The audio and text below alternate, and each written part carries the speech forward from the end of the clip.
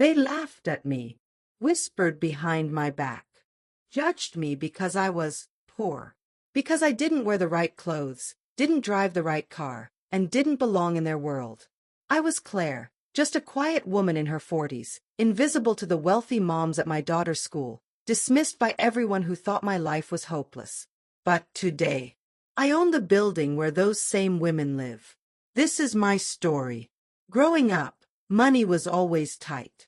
My mother sewed patches on my clothes, stitching love into every thread. My father worked double shifts in a factory, exhausted but determined to provide. Dreams felt distant, like stars beyond reach. We lived in a small house where every creak told a story of sacrifice. When I had my daughter, Lily, I promised she would never feel invisible or judged by the color of her clothes or the car her mom drove. I wanted her to grow up confident, proud, believing she could be anything. But reality hit hard. At Lily's school, the wealthy moms whispered about me like I was a ghost. I overheard their cruel jokes about my thrift store outfits and my beat-up car that barely started some mornings. "She'll never fit in here," they said. "Her family's just different." Those words cut deeper than I let on. Every day I felt the sting of exclusion. Their glances weren't quite invisible. They made me feel unwanted. I smiled and nodded, but inside, I was crumbling. Sometimes I wanted to scream, "I'm not invisible." But fear and shame wrapped around me like a heavy cloak, silencing my voice. When I was 35, my husband left, taking half of what little we had. Suddenly, I was a single mom with 2 kids, no savings, and a mountain of bills. I worked 2 jobs, cleaning offices late at night and waitressing during the day. Exhausted, stretched thin, still hearing the whispers and judgment. Every paycheck was a victory. Every sleepless night a battle won. But the doubt, it was a constant shadow. Could I really build a life for my kids? Could I rise above the whispers? Something inside refused to give up. I dove into learning everything I could about money, investment, and real estate. Nights were spent on free online courses, YouTube tutorials, and library books. I knew I had to build my own future, brick by brick, penny by penny. I'll never forget buying my first apartment, a tiny studio in a neighborhood people avoided. Friends called me crazy. "Why waste money on that dump?" they said. But I saw potential. I fixed it myself, patching walls, cleaning floors, painting over years of neglect. I learned to manage tenants, handle contracts, and fix leaky faucets. It wasn't glamorous, but it was mine. Owning that apartment felt like winning a battle no one else saw. One rainy afternoon, I noticed a leak in an old building next door. The landlord, Mr. Reynolds, was reluctant to hire anyone new.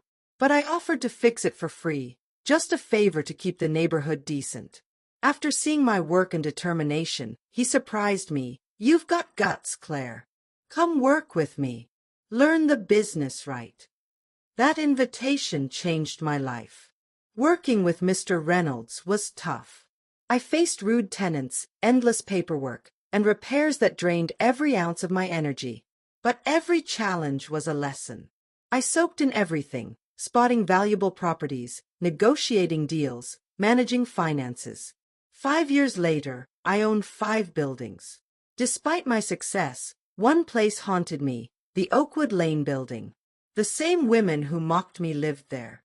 When I saw it was in foreclosure, struggling to pay bills, I didn't hesitate. I bought Oakwood Lane. No announcements. No fanfare. Just a quiet transfer of ownership. Letters signed, Claire M. Enterprises, went out.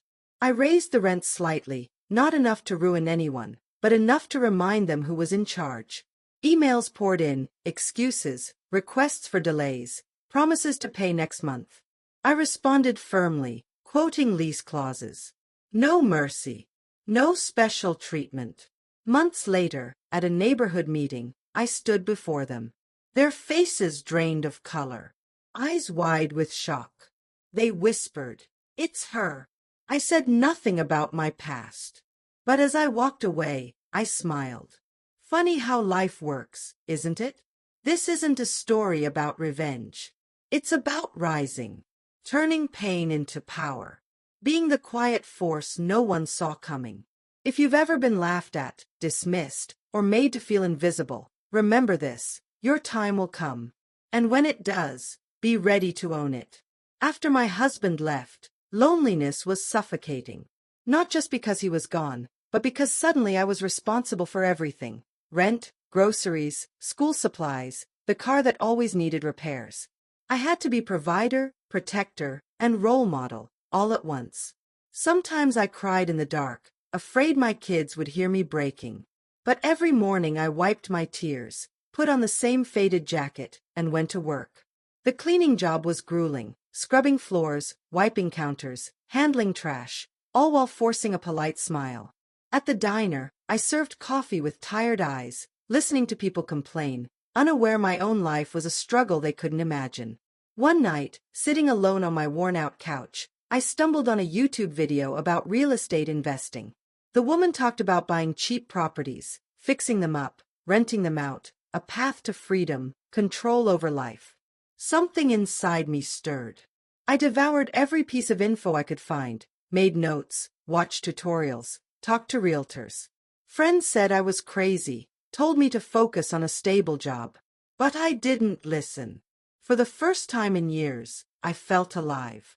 The first apartment was far from perfect: creaky floors, stained walls, barely working heat.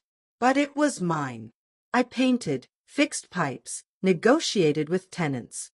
Slowly, confidence grew. The landlord next door caught me fixing a broken window. He was gruff and suspicious, but I didn't back down. I offered to help with repairs in exchange for learning his business. To my surprise, he agreed. 5 years later, I owned 5 buildings. But Oakwood Lane haunted me, home to the women who had mocked me.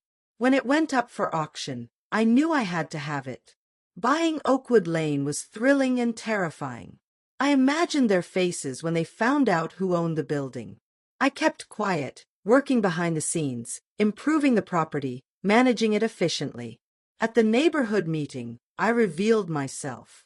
Shock, disbelief, maybe fear. They thought they broke me, but I was stronger than ever.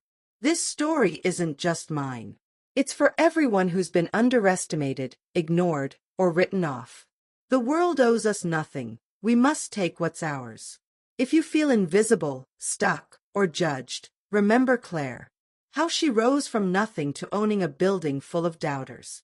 Your moment is coming. When it does, don't just stand tall. Own your victory. Because life isn't about where you start. It's about where you decide to go.